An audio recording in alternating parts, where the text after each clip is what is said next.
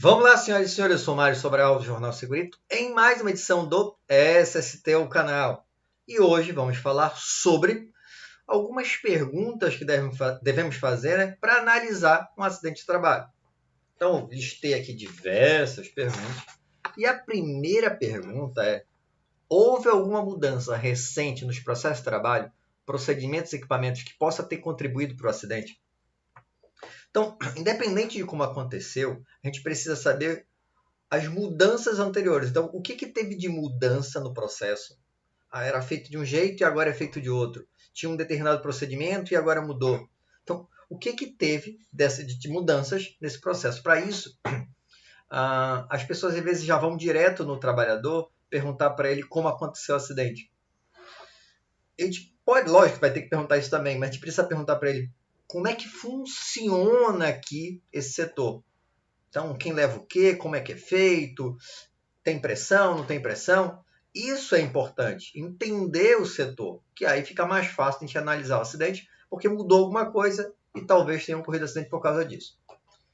Segunda pergunta, não está numa sequência, tá? Então são várias perguntas que eu achei interessante. Quais eram as atividades específicas que estavam sendo realizadas no momento do acidente? Agora sim, né? Já sei como funciona o setor no geral, e agora eu vou perguntar o que você estava fazendo. Então, você, trabalhador, e as pessoas do entorno também desse trabalhador. Então, é a segunda pergunta importante que tem que ser feita. Que mais? Quais foram as condições ambientais no momento do acidente? Então, por exemplo, tinha ruído? Porque se tinha ruído, talvez a pessoa não escutou alguém chamando, coisa e tal. Estava muito quente, que aí desgastou mais fisicamente. Estava mal iluminado. Então, entender como estava o ambiente é bem importante. Existiam procedimentos operacionais estabelecidos? Então, isso muda um pouquinho de nome, dependendo da empresa, mas um nome bem comum é POP, Procedimento Operacional Padrão. Então, existia um procedimento operacional padrão? Esse procedimento estava sendo seguido? Porque, às vezes, existem procedimentos que todo mundo sabe que existem, mas ninguém segue. Tá? E nem são cobrados por causa disso. Tá? Os trabalhadores não são cobrados para seguir esse procedimento. Só que quando alguma coisa está errada, tinha um procedimento. Então, como é que funcionava nesse setor? Houve algum desvio de normas ou regras de segurança? Então, eu tenho lá, e a mesma coisa, tá? Às vezes eu tenho alguns procedimentos de segurança, eles já não são seguidos normalmente, mas basta acontecer um problema que vão lembrar, olha, mas tinha uma norma aqui de segurança. Então, você tem que verificar, existe a norma, existe o procedimento? Existe. Agora, isso já era naturalmente seguido ou não? Nunca seguiu. Porque se nunca seguiu, a responsabilidade não é do trabalhador. Tá? A empresa não estava fazendo a parte dela, lembra? A empresa tem que cumprir e fazer cumprir as normas de segurança. Está lá no capítulo 5 da CLT. Existiam testemunhas dos acidentes? Então, não necessariamente só quem estava ali no setor, né? Então, alguém que estava passando de outro setor, o que ele viu. E a gente tem que tomar cuidado. Não é que a pessoa vá mentir, mas ela vai dar a versão do que ela viu, que não necessariamente foi exatamente como aconteceu. Tá? Então, quando eu estou pegando testemunhas, sempre é interessante verificar se tem mais de uma para, olha, esse aqui falou isso, aquele falou aquilo, porque só uma pessoa, às vezes, não dá para ter certeza. E volto a dizer, não é que ela esteja mentindo. Ela acha que aconteceu daquela forma. Existem registros, documentos ou evidência relacionada ao acidente? Então, o que é isso? Por exemplo, eu trabalhei numa empresa que aconteceu um acidente, uma pessoa tropeçou lá no pallet. Isso está filmado, porque nesse setor tinha câmera. Então, tinha um registro de ocorrência. Então, eu posso ver se tem alguma coisa nesse sentido.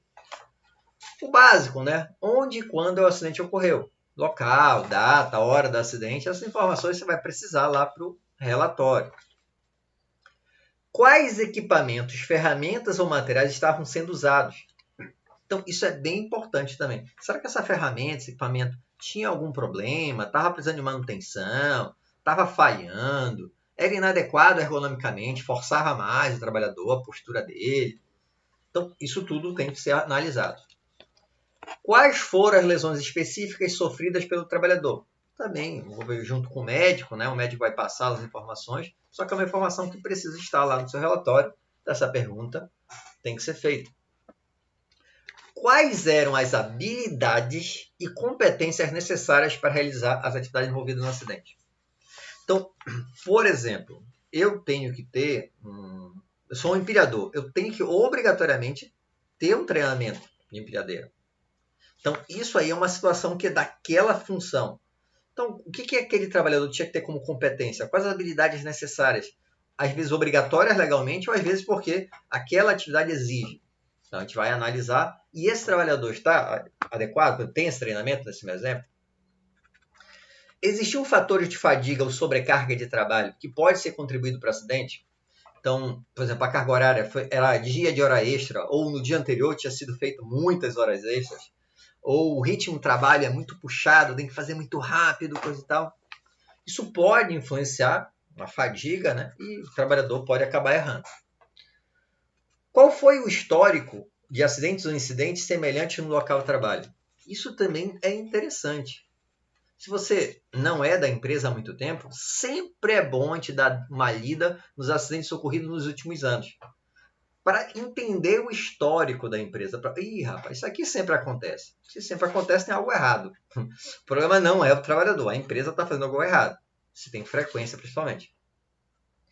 Como foi a comunicação e o treinamento relacionado à segurança? Na hora que aconteceu o acidente, já serve para a gente entender se as pessoas sabiam o que fazer, como é que aconteceu, como é que foi deslocado. Essa informação é importante para que, numa próxima, todo mundo saiba agir de imediato, né? O que mais a gente tem que considerar? Como foi o processo de seleção e contratação dos trabalhadores envolvidos? Porque se eu tenho uma determinada atividade, eu tenho que ver se aquela pessoa tem as habilidades e competências necessárias para aquela atividade. Então, talvez na contratação já veio errado. Tem que considerar isso. Quais foram os níveis de supervisão e lideranças presentes no momento do acidente? Eu preciso saber se esses líderes e supervisores eles contribuíram de alguma forma. Como assim? Em muitas empresas, ou na maioria, as empresas, o pessoal acha que a segurança é a responsabilidade do SESMIT, única e exclusivamente do SESMIT. Isso não é verdade. A responsabilidade é da empresa. Tá? Então, digamos que o supervisor, o líder, está lá no setor, está vendo o cara fazer algo errado em relação à segurança, mas aquilo está fazendo com que dê produção. Não, isso aqui não tem nada a ver comigo, eu não sou responsável por isso, e ele está me dando produção, vai ficar por isso. Se o cara da segurança, por acaso, ele for ver aqui e ver isso aqui, tudo bem. Mas eu não vou falar nada. Isso acontece com uma certa frequência. E às vezes os trabalhadores são até estimulados a manter aquele determinado comportamento porque está dando produção. Existiu problema de manutenção ou falhas no equipamento utilizado? Então, isso também vou ver.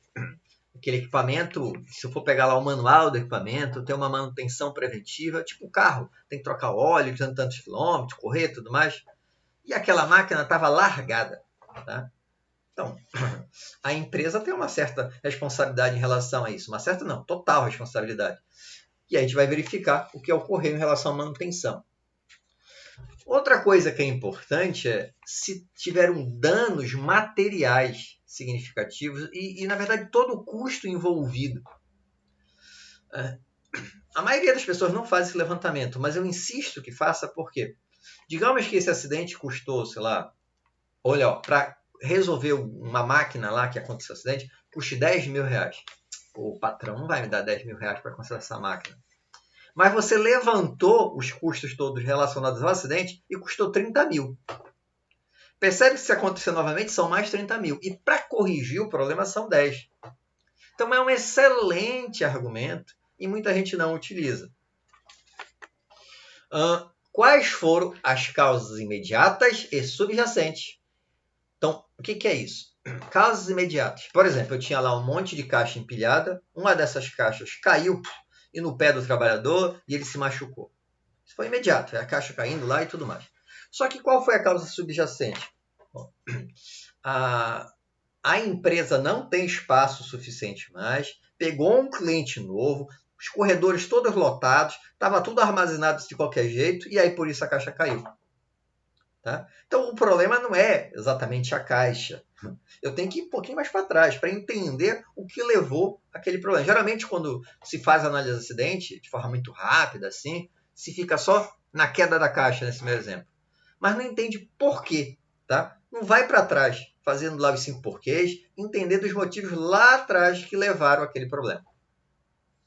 Acho que eu passei aqui algumas perguntas que você deve fazer, tem muitas outras, mas acho que já deu uma ideia aí de como é que é difícil, não é uma coisa simples, não, é uma coisa complexa fazer uma boa análise de acidente. Espero que tenham gostado. Se gostaram, já sabe, né? Curte, compartilha. Tem alguma dúvida ou sugestão de pauta? É só colocar aí nos comentários ou mandar e-mail para, você já sabe, sobralj@hotmail.com. Um abraço e até o próximo programa. Olá, eu sou o Nestor do site Segurança do Trabalho NWN. Olá, eu sou o Mário Sobral. E juntos estamos fazendo SSC é o canal.